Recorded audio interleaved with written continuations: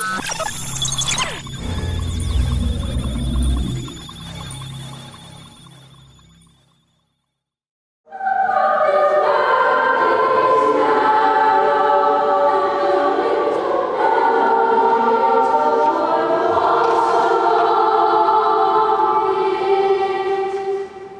Never Saw Another Butterfly, a haunting choral program, one of many that the Atlanta Boy Choir and the Adult Alumni Choir recently performed during a summer tour of Poland and the Czech Republic. In this AIB Presents, we share exclusive video taken for the choir during the tour, footage that captures the choirs in a performance in Krakow, Poland, honoring the sainthood of Pope John Paul II, a concert in Krakow's magnificent Cathedral of St. Mary. In this program, AIB is honored to share images and sound from captivating performances, as well as a one-on-one interview with long-serving choir director, Maestro Fletcher Wolfe. Well, it went beautifully. We were in Poland and the Czech Republic, and then we were also in Prague, which is, of course, in the Czech Republic. But our tour began in Warsaw, then we went to Krakow, and then to Prague. It was a very exciting and very successful tour. We had wonderful audiences. All of the boys, we had 25 men go who were alumni of the boy choir, and we had 25 boys. Then we had a small chamber ensemble of instruments. We had a cello, violin, flute, oboe, and piano and organist. So it was quite a large group, but it went extremely well.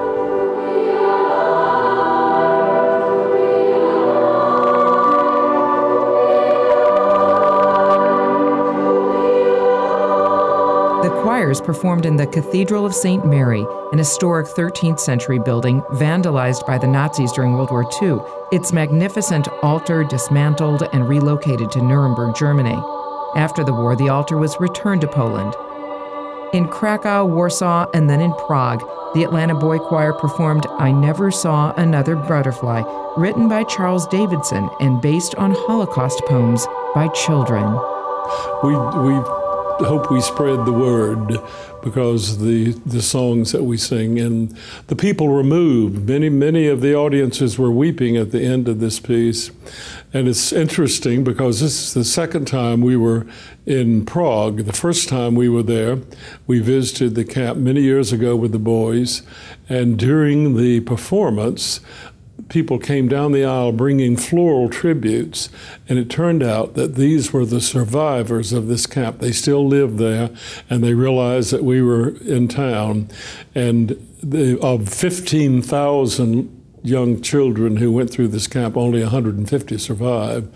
So that is such an important fact for people to know in the world what happened during the Second World War with the Nazis and this terrible, terrible situation. But we're very proud that we have sung this piece all over the world. We sang it in the U.S. Capitol Rotunda with the President of the United States in both houses of Congress. Yet, unlike overflowing, appreciative audiences this summer, performing I Never Saw Another Butterfly in Europe in the past struck a sour note. And I've sung it many places, particularly in the early days where we were not welcome. I can remember very well, we sang it. I'm sort of a strange little character anyway. I like doing things that people might think is sort of not the right thing to do at the right time. But we were singing in Berchtesgaden. You know what Berchtesgaden is? Hitler's mountain hometown. And I decided we should do this work. Half of the audience got up and left. And I was delighted. But we have done it all over the world. It's a wonderful, wonderful piece. And it's narrated. And we have the narration here in Atlanta by that wonderful actress, Mira Hirsch. And she's so beautiful, so wonderful.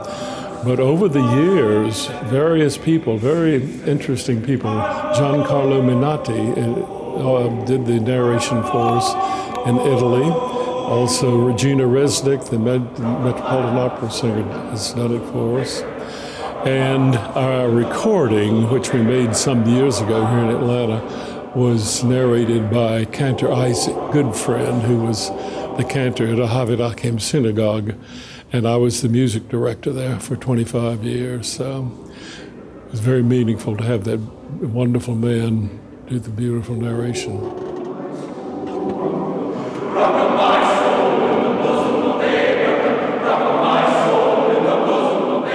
The boy choir, along with the adult choir from Atlanta, have also had an opportunity to share American works, performing with a variety of other world-class talents.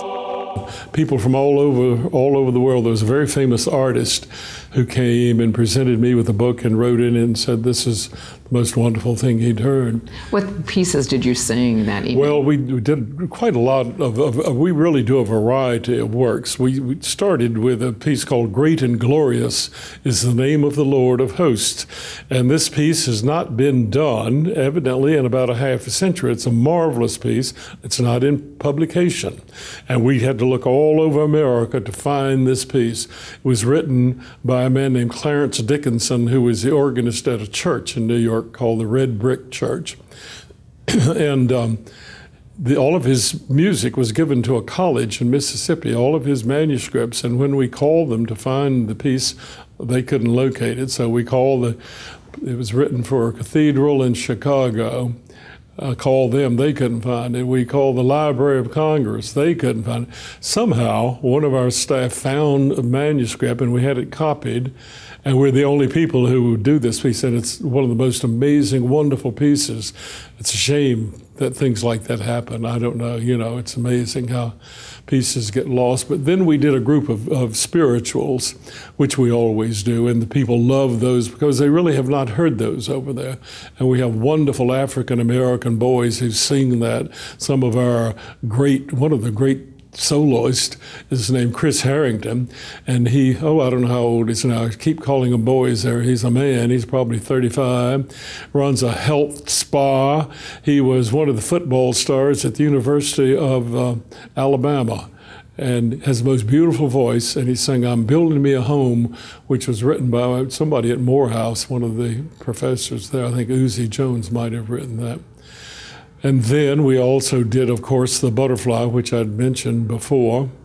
And we did Lieder, we did German Lieder, we did Du bist die Ruhe, we did all kinds of things, ending up, if it were the right situation, with a piece called Big Brown Bear, where the boys scare the audience because right at the end of it, they do this big woof, which will knock the socks off of you.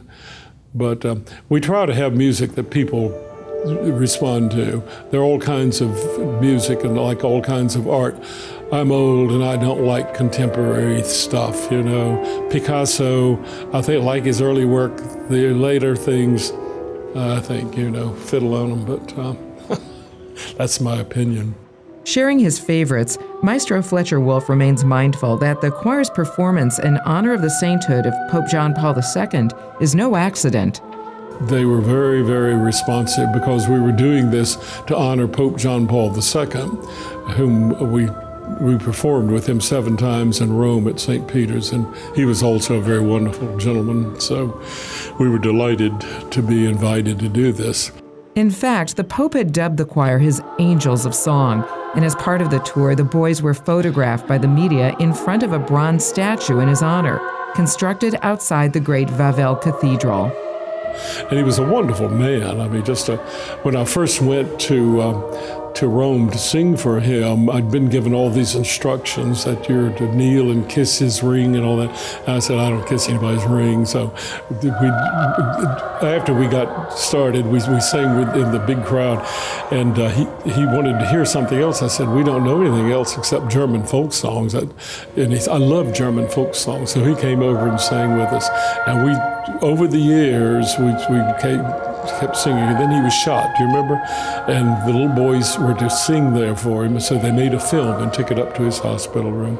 And we've had many wonderful experiences with him, and he was just a wonderful person, not silly, not so much of that formality doesn't appeal to me, but I like him.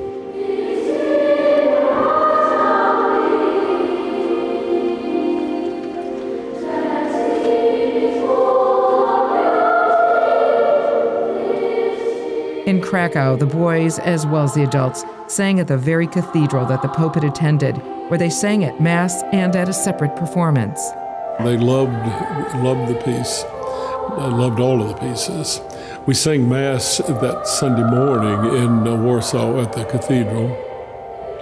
Men and boys, and we were up in the back balcony where the organ is, which was a lot of people in a small space. But everybody who came to the Mass heard it and came back to the concert that evening, of course, where we were down in the front.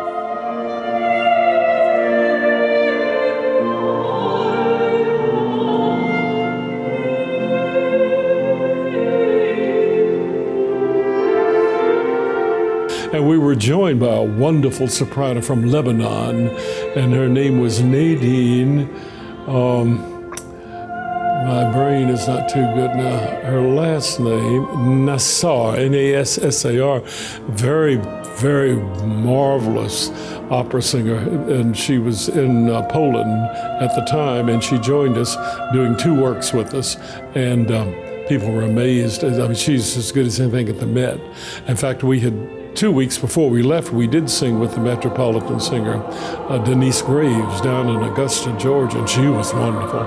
But this girl is equally as good, and just loved being with the boys, and it was she did the Latin things, and we did parts of the Mass. We really do a Duke's mixture of everything, you know, but something that appeals to the audience. In Warsaw, the capital of Poland, the choirs performed at an international music festival and took in some of the city's attractions. They went to see the War Museum there, which was very interesting because it harkens back to the Second World War, where they have all of the things that took place, all of the airplanes and the tanks. They even had the Russian Sputnik that went up, and things that the boys can actually touch and experience, as well as the beauty of the city.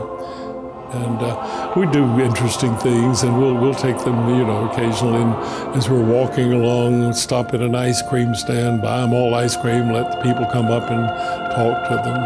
It's just it's a world-class experience with these little boys, and it's very valuable because they are disciplined and they're nice boys, and they represent America in a very beautiful way. But I think that the experience of being in the world and seeing the world changes a person like nothing. You realize that when it's all over with, you come back to America, which is the greatest country in the world. So the experience is, as far as I'm concerned, worth a year of college. It's an amazing experience. And in Warsaw, one choir member left behind more than musical memories, but a gift to the Jewish community as part of his bar mitzvah, becoming a full adult member of the Jewish faith. Bryce Zimmerman presented 400 skullcaps worn in prayer and study to the president of the Warsaw Jewish Federation. For 40 days and nights, the lament would deafen the world. From Poland, the choir traveled to Prague in the Czech Republic, where they performed I Never Saw Another Butterfly at the famous Teen Cathedral with a guest narrator. Candy Keach, who is the flute player, she's wonderful at narrating. I never knew that she could even do that until about a year ago. We were in a place where we had to do it. But interestingly, they had chosen a woman to do it in Czech. When she would do hers, the woman would do it, and she was wonderful. And between the two of them, it was really just an amazing performance. And interestingly enough, 2 people who were at this performance, one of them was from Alaska, had heard us in Alaska a couple of years ago, we're so excited, and another one was from Blairsville, Georgia. And they came up, and I've forgotten what he did, but he said he was going to follow the Atlanta Boy Choir from now on every place we went. So it's interesting people that come up and who are just, you know, so moved by the performance. The boys also visited the very concentration camp where the poems that inspired the choral work were written. I think probably the most meaningful thing that happened on the trip was taking the boys to Terezin, which is the concentration camp outside of Prague, because we do a work called I Never Saw Another Butterfly. And this piece is written on poems that were written by the children who were in this camp during the Second World War. And we got to see photographs of the children who wrote the poems. And it's a very moving and a very important experience for these boys. And to sing the music, to be there and experience the great tragedy of this horrible event that took place, it's important for young people because so easily it could happen again if you're not diligent and have people out in the world who know what really the truth of the world is. The boys also had the opportunity to honor those who perished and whose words they still give voice to. And of course, when we were in Prague, we went to Theresienstadt, or Terezin as they call it, which is the concentration camp where the children were in fact, everybody. They had, I think, I've forgotten how many thousands of people were in this camp. And it is, you just have to see it and to hear it to know what it's all about. Like in a room the size of this, they maybe have 150 people and one toilet for the whole thing. I mean, it's unbelievable to think that Germany, who had so many wonderful scientists and all these people, could have that mentality. But that shows you that anybody can do it. Do you know what I mean? And do you think that the boys, what message would you say the boys got from being there? I think it's something that is so deep in their soul that they can never forget it, because they're experiencing the physical being there. We had we visited the graves of these little children. There are 1,500 children, and at each grave there's a little rose bush planted. And for this day, all the roses were blooming. And so we had the little boys go out behind the grave, and then we had one of our little Jewish boys. He did a prayer, and they're all knelt, and they had this emotional moment there at these graves. This is something that they'll never forget. And the little boy said a prayer, and he also lit a candle. Even though crowds warmly welcome the Atlanta Boy Choir now, that wasn't always the case. They're like goodwill ambassadors. We are ambassadors. In fact, we were sort of christened that many years ago by a senator from Georgia named Richard Russell. He called us the ambassadors of culture and goodwill.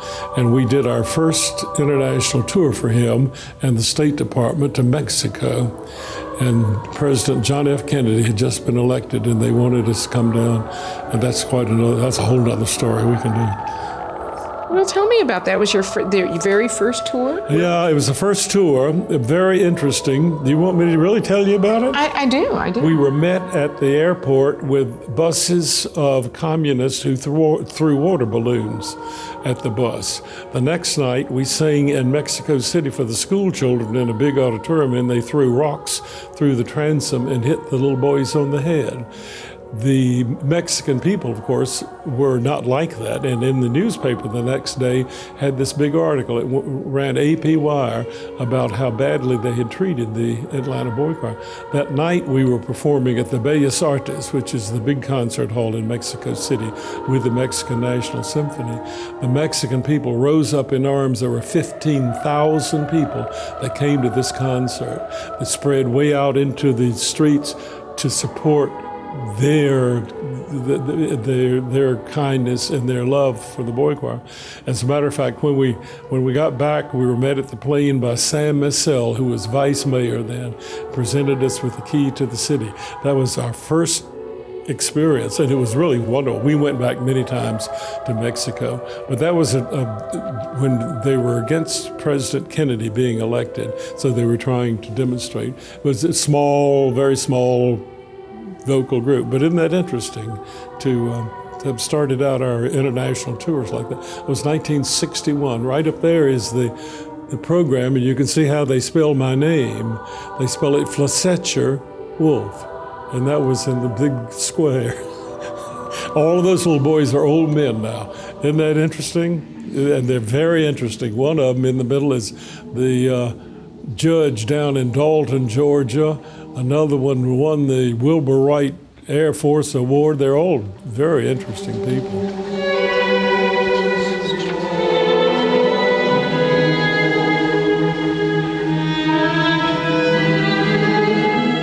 The choir continues to recruit and continues to schedule tours, particularly to places that hold many memories for the maestro.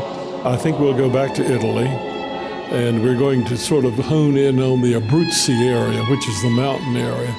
We started there many years ago, and Americans had never been there. A lot of Italians had never been there, and as we went into town, the man who was our manager was a wonderful Italian guy named Luigi Trevisan, and he says, well, now I'm going to take you in here.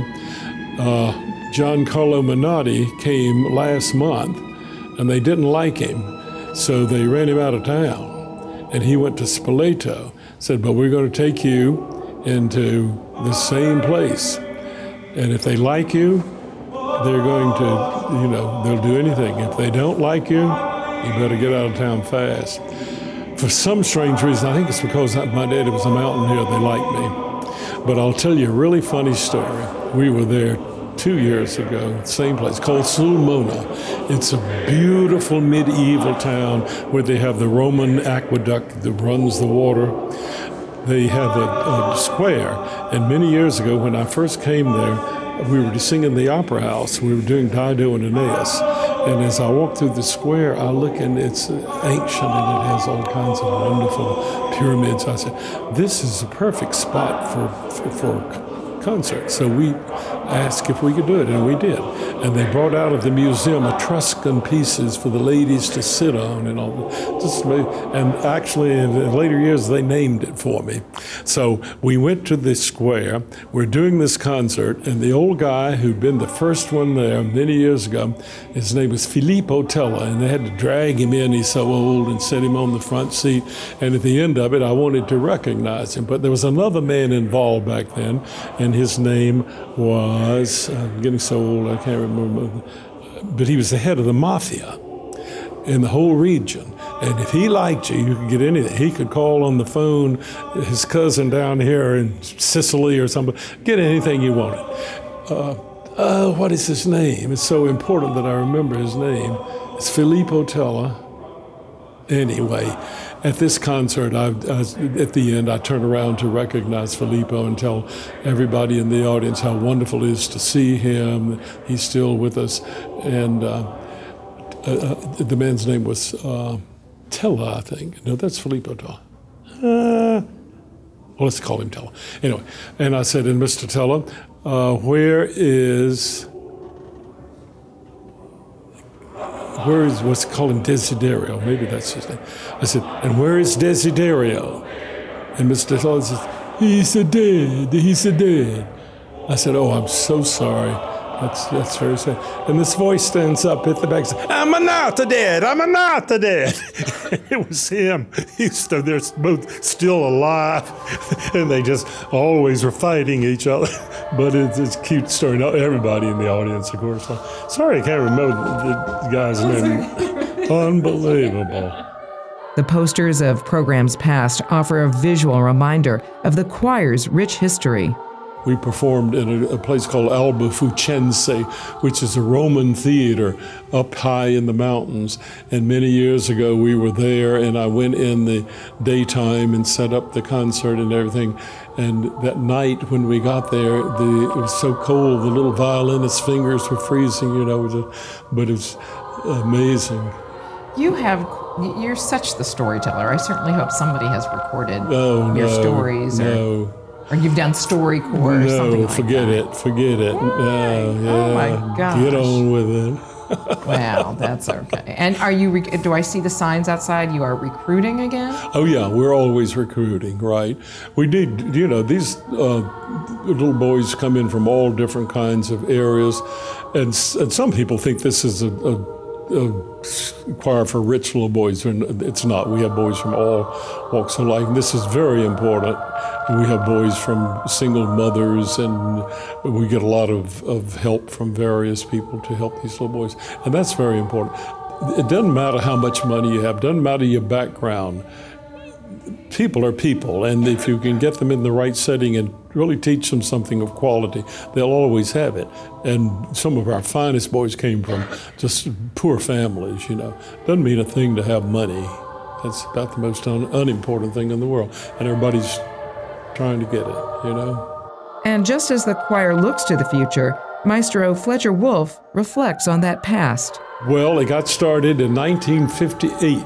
And this was a small group that had come together previously, but had not kept going. And I was director of the opera, or vice director, or whatever you want to call it back then, of the old Opera Arts, which was the first really professional opera company. We were doing Tosca, and I needed a boy choir. You know, they come into the church singing, and that's how we got started. And I developed it here at the church, and we went for maybe a couple years, and then I decided to go ahead with my singing career, which I'd done.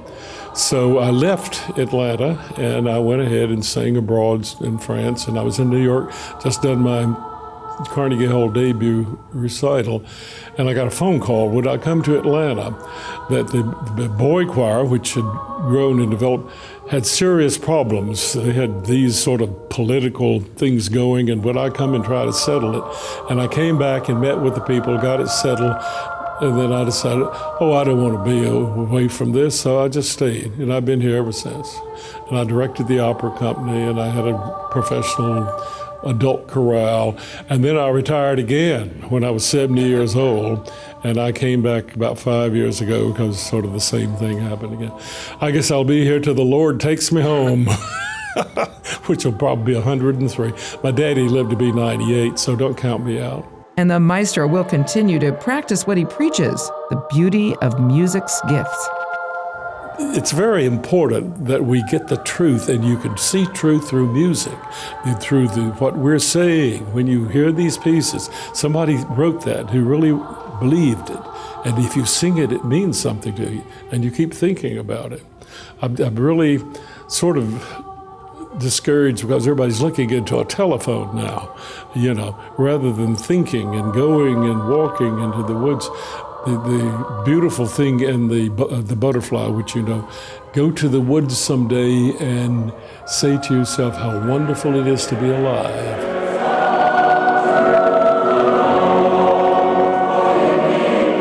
And he says there are lessons the boys learn beyond blending their voices. They learn life lessons. We're all the same. What the heck? I mean, everybody's the same. It might be a different color, it might be a different religion, it doesn't make any difference. And we have every kind of color in the boy choir that there is and always have. And they are brothers. There's no difference. There's no difference in people.